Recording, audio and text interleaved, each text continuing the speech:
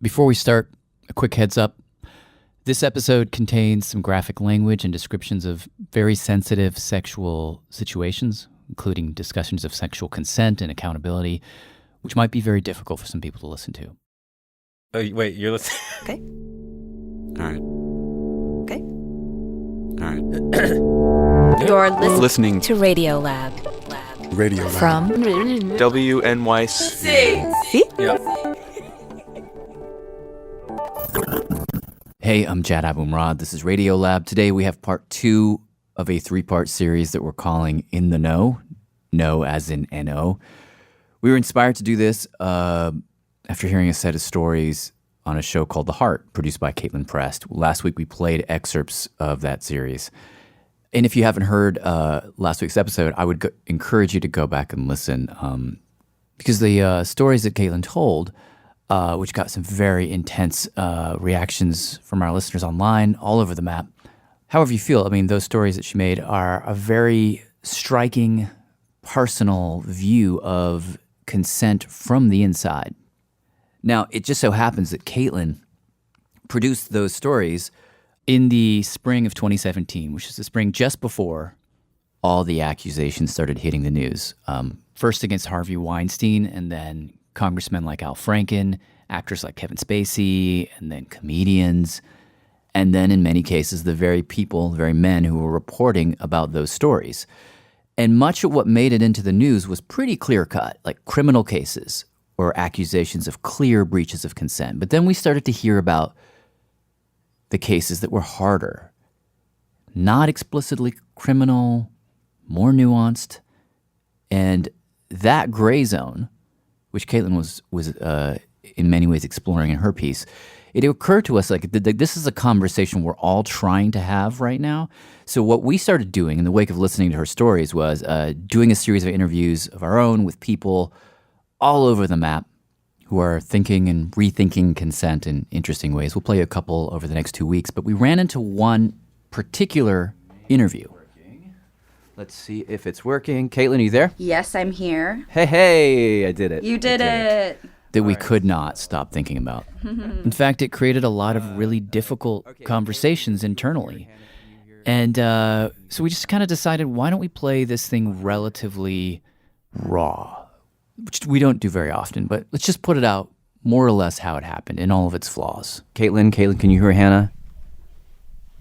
Yes, it's Hanna. Hanna. Okay, sorry. Yeah. Kaitlin, could you hear Hanna? I'm speaking. Can you hear me? Yes, I can hear you. Okay, sweet. Thanks for coming in, both of you guys. Thank you. Really glad to be here. Okay, so since I've already pronounced your name incorrectly, can you tell me who you are and how to say your name and what you do? Sure. My name is Hanna Stotland. I'm an independent consultant. I'm an independent educational consultant, and I specialize in educational crisis management.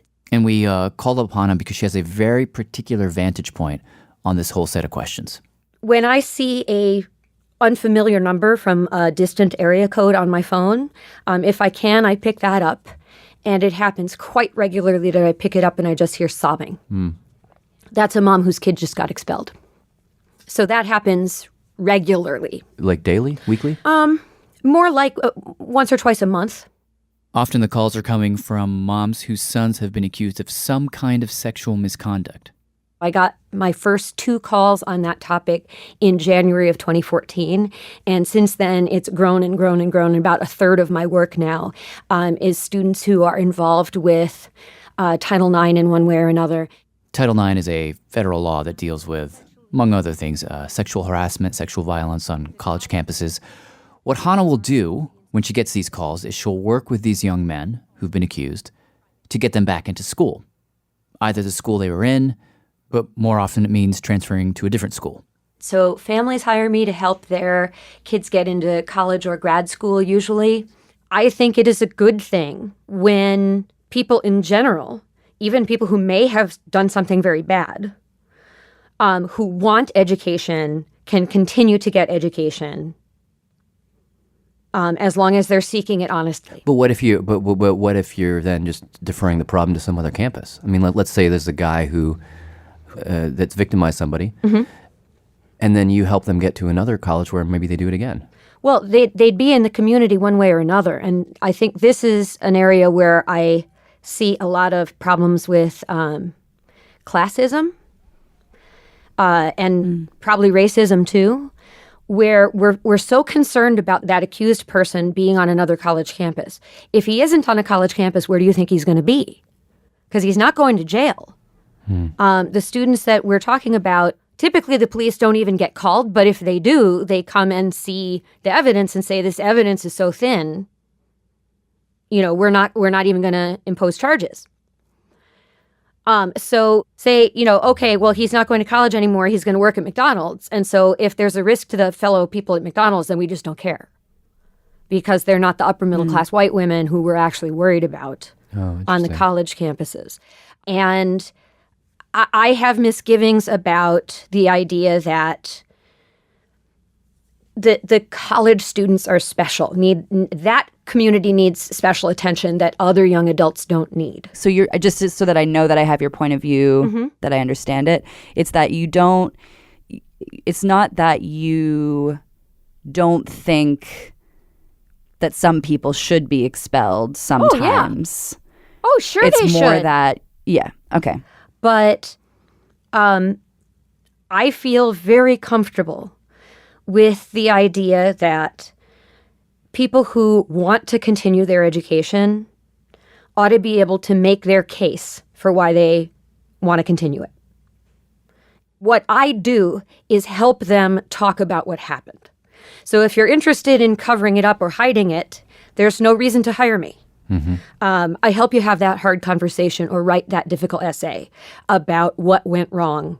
Even if you feel you were wrongly accused, you were railroaded by the school, you better find unwise choices that you made, selfish choices that you made.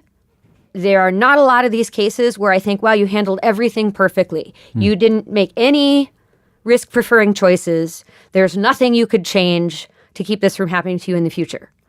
You still have to tell a story about mistakes that you made and how you're working to fix them. How does that go? I mean, do you find that people will maintain that, will they sort of hold on to the idea that they did have consent, even if the other person says that they didn't? Oh, certainly. And I'm not trying to change. That people will. I'm not necessarily trying to change their mind about whether they had consent. They were there and I was not. That's interesting. Do you see in a scenario where you have both sides of the story? What's the usual difference? It depends. There's a few cases where the stories just are incompatible. But there are, most of my cases, the dispute is narrow. Everybody agrees that the encounter was generally consensual, but either the consent to all of it was withdrawn or according to the accuser, or there was consent to acts A and B, but not C. And C just happened before they knew it, and there wasn't a conversation about it. And the one party feels that C was rape, or that, no, I agree, I acted like I wanted this the whole time, and maybe even I said yes, but in retrospect, I was too drunk or high. And that consent was no good. It nullifies the consent. At this point in the conversation, we talked a little bit about the different kinds of consent and what works, like affirmative consent, where it's about clear permission, often verbal permission that can be withdrawn at any time, which Hanna says she is all for 1,000%. The question is, if you don't do it, is it rape? And that's the dichotomy that I object to, or am a skeptic about, I should say. I mean, if people can show me that this works, then I'm interested. But when you say, if I guess that's the thing, when you say if people can show me if this works, can you sort of unpack what you mean by that? Let me give you. It seems so clear to me that it does work. I don't know. So let me tell you a few stories. Based off of my own experience, so I'm just sort of curious. Yeah, let me tell you a few stories. There's a couple that I can give more identifying information about because the case is in litigation now, and so that's on the public record. Okay. And the fact that I'm involved in the case is on the public record, so I can say a few more things. So I had a student, he and a girl were in his room after a party. They didn't know each other well. he touched her private parts, and there was vaginal penetration with his fingers. Both parties agree that he asked for and got affirmative verbal consent. He said, "Do you like this?" And she said yes, and she faked an orgasm. Both parties are telling the exact same story. And he was found responsible for sexual assault because she said, "I didn't mean it. I said yes, I was enjoying it in order to get it over with faster." I wanted a graceful way to leave his room, and I thought making him think I was having an orgasm would help me get out of there more gracefully without being rude. And he was suspended for 2.5 years. I'll let you finish. And then I'll say what I think. I'm just no. I mean, well, I'll just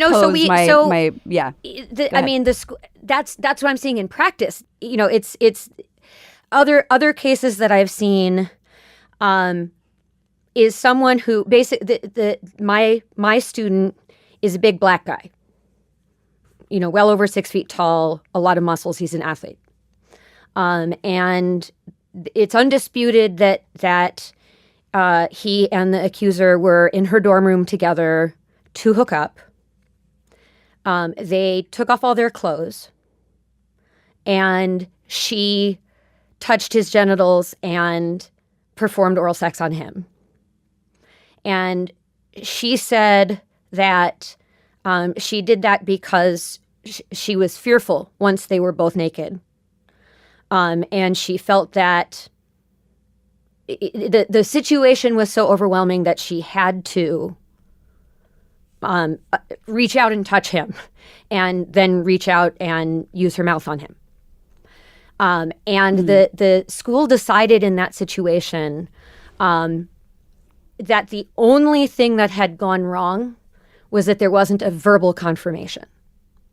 And so if you go in somebody's dorm room, and both of you take off your clothes, and she touches you and places your penis in her mouth when you're not speaking, she has not conveyed consent. Which I think most of us would feel. I think. Yeah. Yeah, I guess from my point of view, it like the rules are set up in a way that kind of protect the person who feels violated. Mm-hmm. I guess to me, I agree. They're set up to protect the person who feels violated. There's a difference between sorry? Well, we're not supposed to be concerned about who feels violated. We're supposed to be concerned about who was violated. Yeah, but I mean, I guess the person who was violated. I mean, if they feel violated, then I would argue that they were violated. So if they feel violated, the other I guess what I'm saying is that, like, I think that having affirmative consent be a rule that's followed and taken seriously when it comes to like legal stuff, it protects that ambiguity. So you think that people should go to jail for not getting the verbal yes? Well, I mean, I think that's definitely complicated. What? I think it's complicated, but I think that it makes it so that the person who was violated, feels violated, is the one who's always protected and who's the one who's always in the right. And I think that that's a good thing.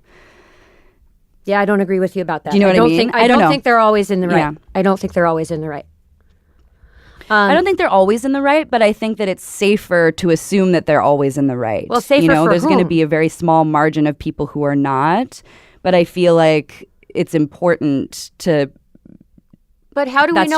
That's just my point of view. Well, first of all, how do we know how small that margin is? I don't know how small it is. I mean, I'm thinking to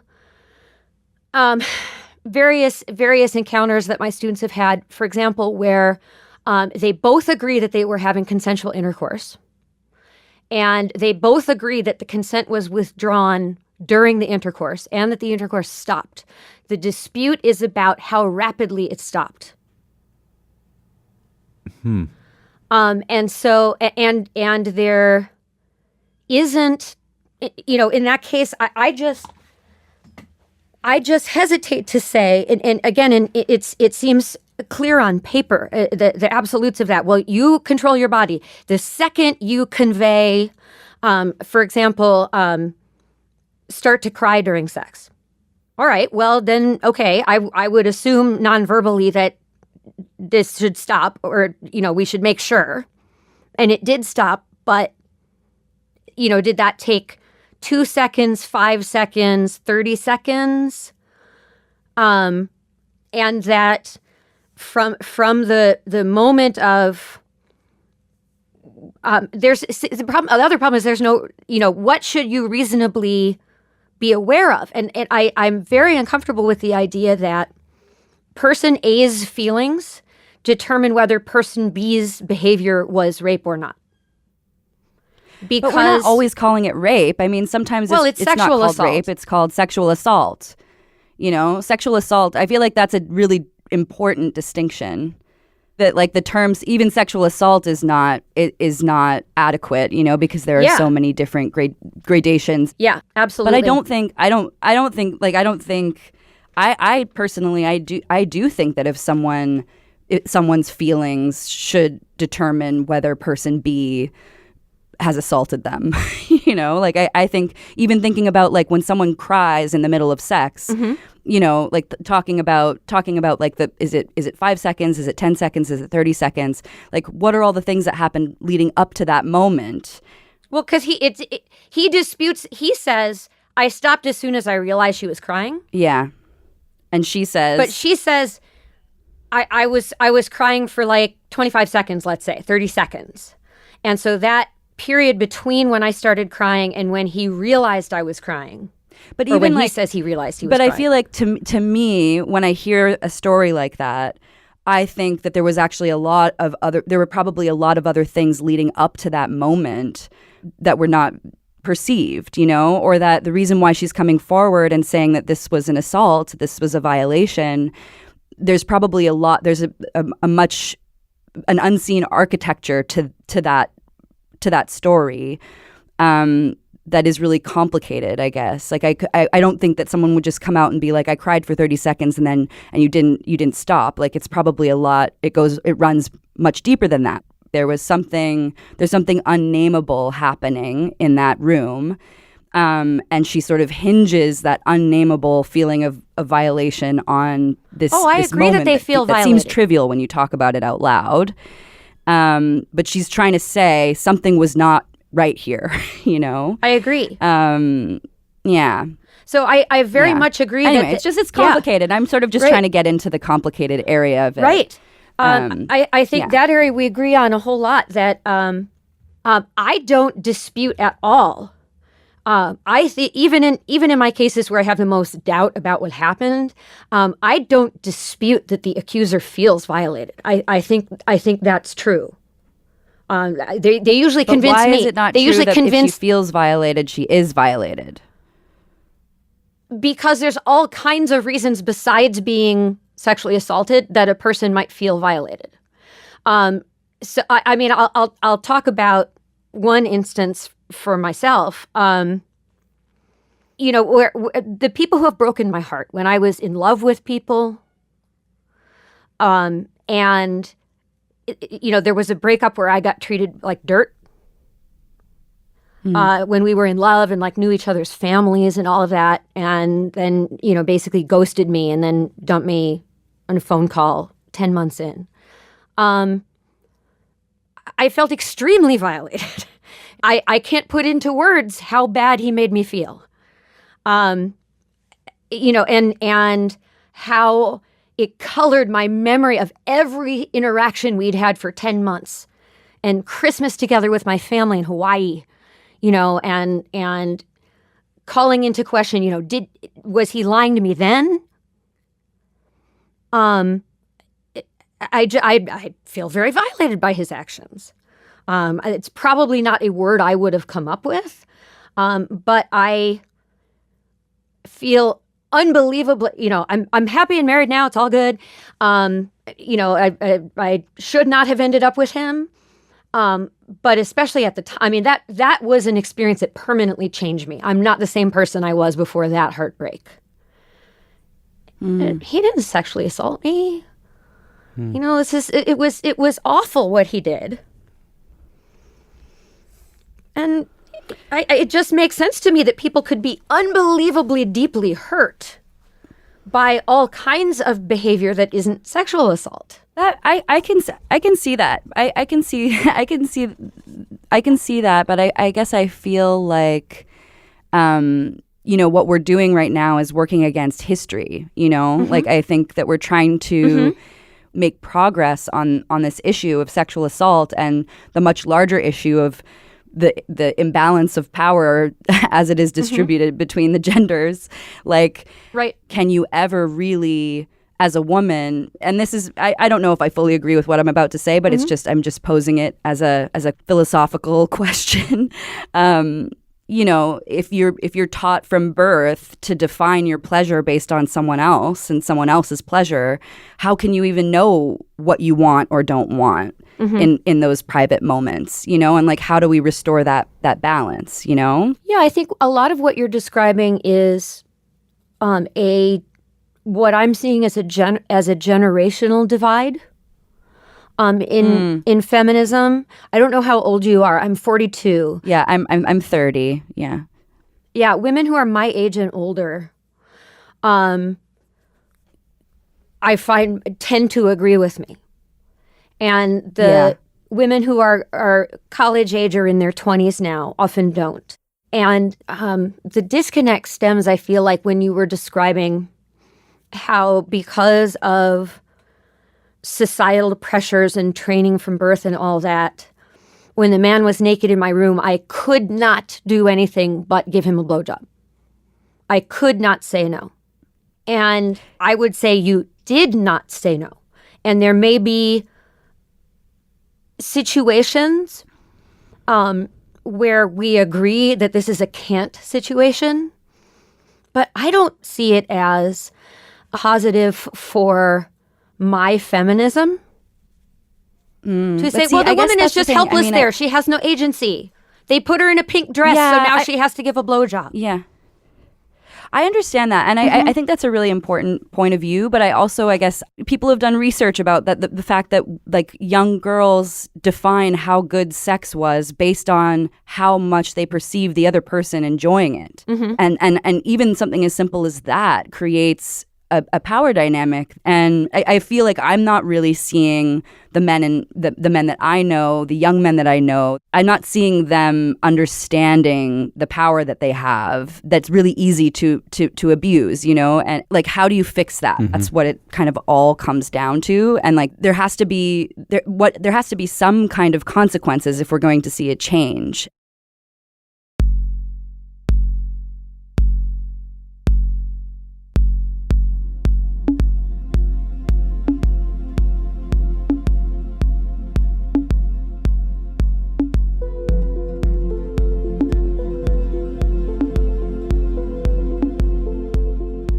We're going to take a quick break, and we'll come right back to this conversation between Kaitlin Prest, Hanna Stotland, and myself in just a moment.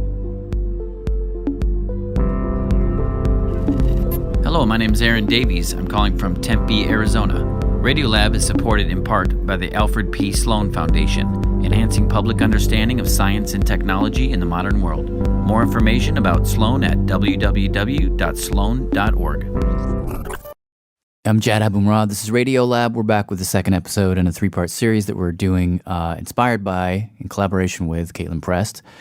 It's called In the Know, and we're going to jump back into the conversation that Kaitlin and I were having with Hanna Stotland. But before we do, I want to bring in some other voices, because Do you mind if I sit where you're sitting and I displace you? Because that way I can just like swivel the mic around.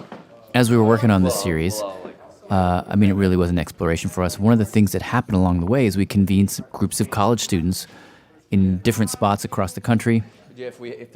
Groups of college-aged men and women. I was with the men. My colleagues Becca Bressler and Chima Oliai are with the women. We're going to hear more from the women next week. I want to play you just a bit of the men, because when Hanna and Kaitlin and I were talking, it called to mind something that I heard a lot in these conversations. You have to take a leap at some point. You have to take, like, you're talking to this person, you're making eye contact, whatever, and, like, you can ask, like, can I kiss you? And, like, they say yes, but, like, at the same time, sometimes you just go for it. And, like, that's where it gets iffy because I guess my question is whether like sacrificing that is what we need to do for no one to get raped. Yeah. You know, or no one to get raped in these non-super malicious scenarios. Like maybe what we have to give up is just you're looking to your eyes, the sun's rising, you're like, hello, would you, like, can I record you on my cell phone of you saying you're down to make out right now? You know, I mean, and as I say, you know, that's something I guess I'm willing to give up if that's what's being asked and if that actually solves the issue. But I just think that we're coming to a point where that might be the line. By the way, the thing he's talking about, that is actually an app that exists. We talked to the guy who made it. But what he and other guys were saying was that they're uneasy. They still feel somehow caught between those old gendered expectation that it's the man's job to pursue and the world that we're in now, which seems to not want that, but maybe not entirely not want that. They're not sure, and a lot of them worry that maybe they've already crossed the line without knowing it. It's always in the back of my mind. Like I've hooked up with a girl that's like instigated it, like while having sex, she decides that like she doesn't want to, like she's gonna go home, gets up, leaves. Okay. You know, like then what? Then if the next day she decides that, or she realizes that like that she didn't want to do that, maybe after the fact, then it'd just be my truth versus her. I've definitely hooked up with people where they were very drunk. It was the first time we'd hooked up. No one ever was like, oh, that was not okay or anything. But in all those situations, I guarantee you, based on myself, I was drunker than the person I was hooking up with. But because I'm a man, that could be, retrospectively, that could have been sexual assault, you know? And that's definitely the biggest question I've given myself post this thing is like, wow, could it even be claimed? Like, I don't think that I sexually assaulted someone at all. I mean, given that, you know, one, I asked, are you sure? But that isn't even enough because, let's say, alcohol, you know, even if you get a vocal consent, if there's alcohol involved. So I guess that's where it gets interesting. I mean, not interesting, not to make it cold, but yeah. No matter what, though, even if it ended up that you did make a mistake, and someone was like, that wasn't okay what you did to me last night or something, right? Say you're sorry. Be like, yo, I really need to understand that, you know, and like you learn. Like we don't have to be, I don't think, like, be free, like, but be a good person. I understand that, but if somebody says, like, you sexually assaulted me, and if it's a situation like you're talking about where you both have been drunk, and you say, I'm sorry, is that not, I would be scared to say that because... Scared to say what? I'm sorry? I'm sorry, because that's like you're admitting you're guilty, even if you don't think you are, if you try to engage in a conversation like that. So just maybe, like, you don't say, I'm sorry, you say, oh my God, like, please explain to me, like, how I did that, or, like, what happened, because I was too drunk to even remember, or, like, something, like, it's not about being, like, a sexual... And after listening to these guys and then having this conversation with Kaitlin and Hanna, I mean, for one, the things that they were afraid of were exactly the things that we were talking about. And two, I started to think about the fear, that sort of ambient fear that was always in the room, in a sort of a different way. Couldn't you argue there's something useful about the fear? Mm-hmm. Because that fear might push these guys to address exactly what Kaitlin was just saying. It might push the guys to, you know, I mean, what I hear over and over again when I talk to students is that the women in a sexual encounter are thinking about 12 things, and the guys are thinking about one thing, which is themselves, right? They're not reading the room. They're not reading their partner. What's going to change that if not fear? Like the fear that these guys feel right now could actually make them start to pay attention. Make us, I should say, start to pay attention. Yes, it might. I certainly think of my essay writing support as a form of education. Coaching how a student should handle a tough situation. I'm not sure that making the consequence really bad is what makes it more likely that the behavior will change. But I would love to see young men encouraged to go through the kind of analysis of their actions that mine do with me. And I think it's a really positive process for them. And I see what looks to me like greater insight. I want to bring it back to the moment itself, because a lot of what we're talking about on a macro level still has to be negotiated in these moments, right? And you've talked about the idea of we need a reasonableness standard for the consensual moment. So what does that mean to you? So to me, it means that communication needs to be in a shared language. You know, if someone says to me in Russian, that doesn't feel good, I just don't speak that. So is it reasonable to expect me to understand what this person was conveying in a language that I don't speak? Like, I would consider crying to be a universal language. Now, if it's dark and you're not touching the person's face or whatever, you might not realize immediately that they are crying without, it's not wah-wah type crying. It's tears and emotion and clenched throat and all that. How rapidly is it reasonable to expect that you perceive that communication, which it is communication? And if you could see the person's face, then I'd say it's a very unambiguous communication. Is it reasonable to think it might take you a minute to realize that my partner's feelings are totally changed? So there's a spectrum between saying, no, stop, and expecting somebody to read your mind, right? That there's a million different ways to convey that with different levels of urgency and clarity. And I just think we should take into account what can we reasonably expect him in this scenario to realize about her changed frame of mind. Kaitlin, what do you think? For me, I think a step forward is just being aware of the power dynamics that are happening in sex, talking about them explicitly, understanding what they are, understanding the ways that they're fun, the ways that they're pleasurable, and being really open about those things. And I think that it all comes back to communication. I mean, I really liked what you said, Hanna, about the languages, figuring out how to speak each other's languages, figuring out trust. And also just having there be less of a stigma around conversations, explicit, open, totally shameless conversations about sexuality would bring us forward in massive, massive leaps around this stuff. And also just that, I think the thing that I'm not seeing that I wish I did see was just giving a shit, caring, having when somebody says, hey, that experience sucked for me, having the other person be like, wow, let's talk about it. Are you okay? I feel like so many situations would be solved if that was the dynamic, as opposed to, what are you talking about?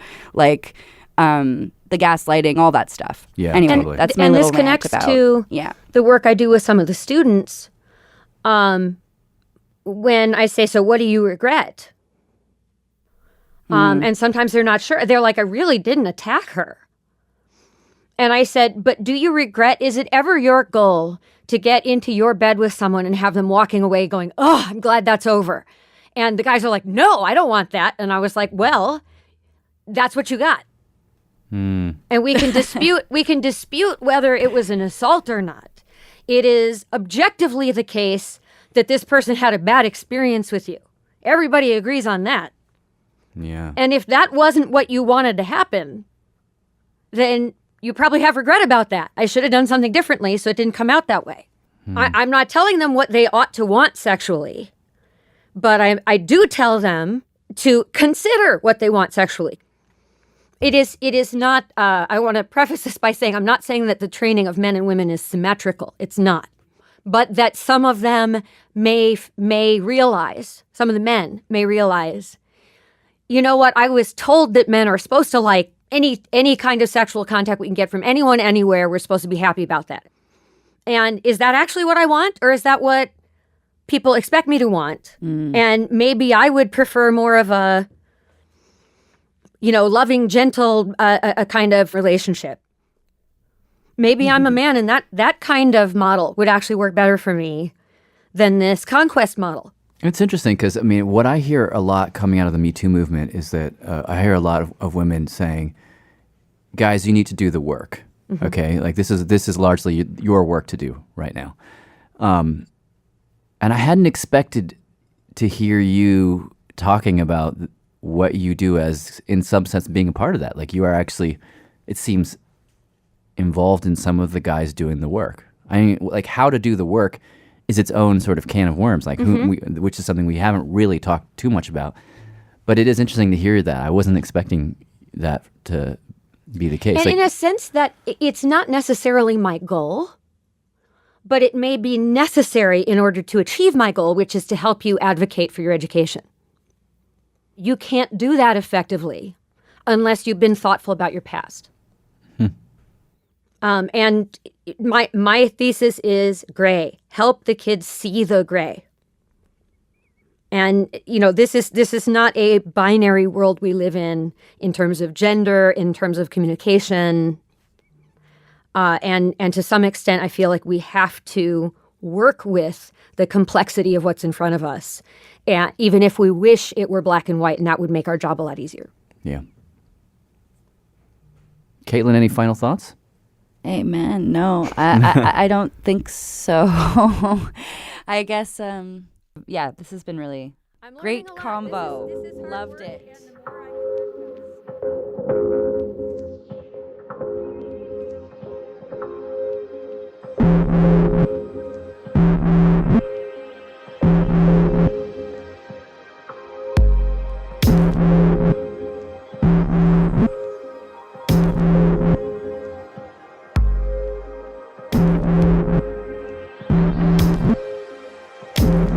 I want to thank Kaitlin Prest and Hanna Stotland for sitting down to talk. Few notes before we close. If you have experienced sexual assault, there are resources out there to support you. And the National Sexual Assault Hotline at 1-800-656-HOPE, that is 1-800-656-4673, can provide support and connect you to resources in your local area. And also, one thing I do want to add is that this conversation, the reason we aired it without a ton of edits and amendments, is that this was not meant to be a comprehensive take on anything. This is one small piece of a much larger conversation. If anything, this was simply an attempt to hold a space for that continuing conversation. A space where we can talk about this stuff, which we're going to continue to do next week. And next week we'll end up in a place where that conversation happens very explicitly and very differently, for better or worse. In this episode, we had production help from Rachel Cusick, research and reporting help from Becca Bressler and Shima Oliai. I'm Jad Abumrad. Thanks for listening.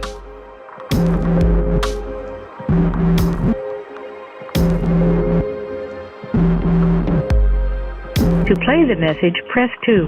Start of message. Hi, I'm Kaitlin. It's Kaitlin. Hello. Radiolab was created by Jad Abumrad and is produced by Soren Wheeler. Dylan Keefe is our director of sound design. Maria Matassar Padilla is our managing director. Our staff includes Simon Adler, Becca Bressler, Rachel Cusick, David Gebel, Bessel Habt. Oh, guys. Tracy Hunt, Matt Kilty, Robert Krolwich, Annie McKibben, Latif Nasser, Melissa O'Donnell, Ariane Wack, Pat Walters, and Molly Webster, with help from Shima, Oli, Katz Laszlo, and Mo Asabiomo. Our fact checker is Michelle Harris. The end. End of message.